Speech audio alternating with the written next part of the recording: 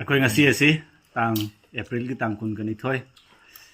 Ngasi numidang ako'y karat thengjil ko matam aswaida excellent school ngi ako'y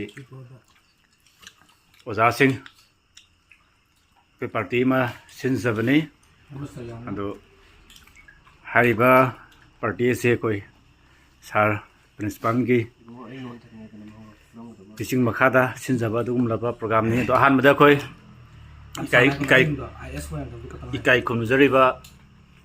sar principal excellent school gi is moirang them ado sar ngasigi asum laba program si gi matang phum khatang thambina ba khangan jare ngasi April ki tang koni toy yamna ngai be mi ni le ba ko khoni ado ngasi se akoi excellent school jo jam ya ma sak ko mu ra ma jang hawum to sam na se na ko arrange to ro ni jang kakse ai sam ko sat na lai ru ni jang ai ji pi jeni na mu sin na sap to ge na head master ge ro oi ra ado na yam hawre lai ru bi jang si koiler ni kesi manga makai tai sa laudin ga iga salaga chamuru gi lai ru ni ado yen ji yam ba ni ado mathang da zo suma pa mai no bi sin ge na si di oza kha di lapa amasung khudong sa da lai bi de gi na ko sa pa ngan gi dre khara na lambi lai ri yok sila karo wa ado koi theng ma de gi hojala mon hai de gi hojala ado na mathang da suma pa mai no koi sila kan o zaman sam na bi do mo yam da share to jara ke ma'am video ये भी thank you कोई मथंग असidi कोई VP one लेबिरिबा kai khomjariba koi sara laudin excellent school do sar ngasigi mathel amadi leiba party se kamai tawge haiba du phung gotak thambiu asnasi doriba ramyam pullaga tawsi ama ngai ha ko khangri khummo am so haw hai mathenje aduga masigi program se ko se yam tana to program ate ma ta to direct sum oi na to la ko program thing manung da khwai da gi satisfied oi ba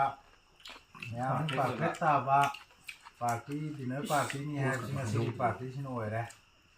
na asigi party si gi ko soina sinbiri ba sa aris thagatsari aniga letna thagatsari thank you koi aduga mathang asidi koi sar farid excellent school assistant teacher lebiriba amadi loina school asigi achok thodang pubiriba do koi sar gi mekai de gi sunga sigi parties ki matang da phum khatang thambiu yam na aure yam honna ba wonna bi ba phasana thagachari tung su toin toin su ma aduga loina koi ngasigi maruiba yamna wana hona bikhiba amadi host oina lebiriba koi sar aris phum khatang thambiu yam ngai re ngasigi sar principal sak chara mu sinna mi chamina se ngai jai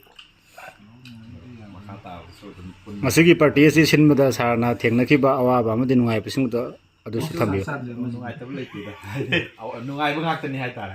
thank you magi sab le myam aduga ngasigi maruina salad adu ngasigi salad che koi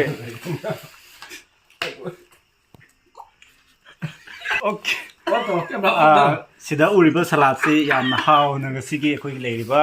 party sida yamna hawna saba mathen sigi manungda amani adu salad sigi matang da koi sar principal okay salad I think this salad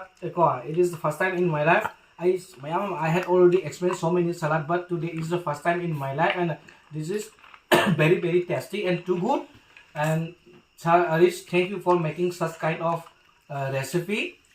and thank you sir wish you all the best for your better future thank you sir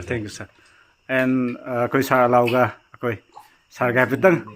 naksinaraga naksanaraga thumbs up naksanaraga yadrabo akoni ti am parakini thank you aduga camera namjari ba isa se ai samak adum interest to ga kwai di maru oi bam yo I think this is the most important teacher in our school excellent school and his name is Sir Savir and he teaches English okay sir ꯁꯥꯔꯒꯤ ꯄꯨꯛꯅꯤꯡꯗ ꯋꯥꯈꯜꯗ ꯐꯥꯎꯕ ꯉꯁꯤꯒꯤ ꯆꯥꯛꯆꯥꯅꯕꯁꯤꯗ ꯋꯥꯐꯝ ꯈꯔ ꯐꯣꯡꯗꯣꯛꯄꯤꯌꯨ Actually ꯉꯁꯤꯒꯤꯁꯤ ꯇꯁꯦꯡꯅ ꯌꯥꯝꯅ ꯑꯗꯨꯒꯨꯝꯂꯕ enjoyable ꯑꯣꯏꯕ ꯁ꯭ꯀꯨꯜ ꯑꯩꯈꯣꯏ ꯁ꯭ꯀꯨꯜ ꯑꯁꯤꯅ ꯑꯃꯗꯤ ꯑꯩꯈꯣꯏ ꯁ꯭ꯀꯨꯜ ꯑꯁꯤꯒꯤ ꯁꯥꯔ ꯄ꯭ꯔꯤꯟꯁꯤꯄꯥꯜ ꯑꯦꯛꯁꯂꯦꯟ ꯁ꯭ꯀꯨꯜꯒꯤ ꯁꯥꯔ ꯄ꯭ꯔꯤꯟꯁꯤꯄꯥꯜꯅ ꯁꯦꯝꯕꯤꯗꯨꯅ ꯑꯃꯗꯤ ꯁꯥꯔꯒꯤ ꯂꯨꯆꯤꯡ ꯃꯈꯥꯗ ꯁꯤꯟꯖꯕ ꯑꯁꯨꯝꯕ ꯉꯁꯤꯒꯤ ꯄꯥꯔꯇꯤ ꯑꯁꯤ ꯌꯥꯝꯅ enjoyable ꯑꯣꯏꯕ ꯑꯃꯗꯤ ꯑꯣꯖꯥ ꯑꯩꯈꯣꯏ ꯈꯨꯗꯤꯡꯃꯛꯇ ꯌꯥꯝꯅ ꯍꯔꯥꯎꯕ ꯐꯥꯎꯕ ꯑꯃꯗꯤ ꯄꯤꯁ ꯑꯃꯗꯤ ꯅꯨꯡꯁꯤꯕ ꯑꯩꯈꯣꯏ ꯈꯨꯗꯤꯡꯃꯛꯇ ꯅꯨꯡꯁꯤꯕꯒꯤ ꯏꯄꯨꯜ ꯑꯃ ꯍꯦꯟꯒꯠꯄ ꯑꯃꯗꯤ ꯁ꯭ꯀꯨꯜꯁꯤꯒꯤꯗꯃꯛꯇ ꯆꯥꯎꯊꯣꯛꯅꯤꯡꯉꯥꯏ ꯑꯣꯏ ꯍꯥꯏꯕ ꯑꯩ ꯈꯪꯖꯩ ꯉꯁꯤꯒꯤ ꯄꯥꯔꯇꯤ ꯑꯁꯤ ꯑꯗꯨꯒ ꯇꯁꯦꯡꯅ ꯉꯁꯤꯒꯤ ꯂꯥꯏꯕꯛ ꯊꯤꯕ ꯍꯥꯏꯇꯥꯔꯒꯗꯤ ꯑꯩꯈꯣꯏ ꯑꯣꯖꯥ ꯈꯔ ꯌꯧꯍꯟꯅꯤꯡꯕ ꯑꯣꯖꯥ ꯈꯔ ꯂꯝ ꯂꯥꯞꯄꯗꯒꯤ ꯑꯗꯨꯒ ꯅꯨꯃꯤꯗꯥꯡ ꯑꯣꯏꯕꯅ ꯃꯔꯝ ꯑꯣꯏꯔꯀꯥꯟꯗ ꯂꯥꯛꯇꯕꯁꯦ ꯃꯁꯤ ꯅꯨꯡꯉꯥꯏꯇꯦ ꯑꯗꯨꯒ ꯃꯇꯨꯡ ꯇꯥꯔꯛꯄ ꯄꯨꯟꯁꯤꯗꯁꯨ ꯑꯩꯈꯣꯏꯅ ꯁꯤꯒꯨꯝꯕ ꯄ꯭ꯔꯣꯒ꯭ꯔꯥꯝꯁꯤ ꯌꯥꯝ ꯇꯣꯏꯅ ꯇꯣꯏꯅ ꯁꯤꯜꯂꯤ ꯍꯥꯏꯔꯀꯥꯟꯗ ꯋꯥꯠꯍꯧꯔꯤꯕ ꯑꯣꯖꯥꯁꯤꯡꯒ ꯄꯨꯟꯅ ꯏꯟꯖꯣꯏ ꯇꯧꯃꯤꯟꯅꯁꯤ ꯍꯥꯏꯕ ꯋꯥꯐꯝꯁꯦ ꯑꯩ ꯊꯝꯖꯒꯦ thank you all the best ꯃꯇꯥꯡ ꯑꯁꯤꯗ ꯐꯖꯕ ꯋꯥꯐꯝ ꯀꯌꯥ ꯑꯃ ꯐꯣꯡꯗꯣꯛꯄꯤꯔꯕ ꯃꯇꯨꯡꯗ ꯀꯦꯃꯦꯔꯥꯁꯤꯡꯁꯦ ꯁꯣꯠ ꯏꯅꯥꯎ ꯑꯃꯈꯛ ꯆꯤꯊꯔꯝꯃꯦ ꯏꯅꯥꯎꯁꯦ ꯑꯝꯇ ꯍꯥꯏꯕꯤꯔꯛꯑꯣ ꯃꯤꯡ ꯍꯥꯏꯕꯤꯔꯛꯑꯣ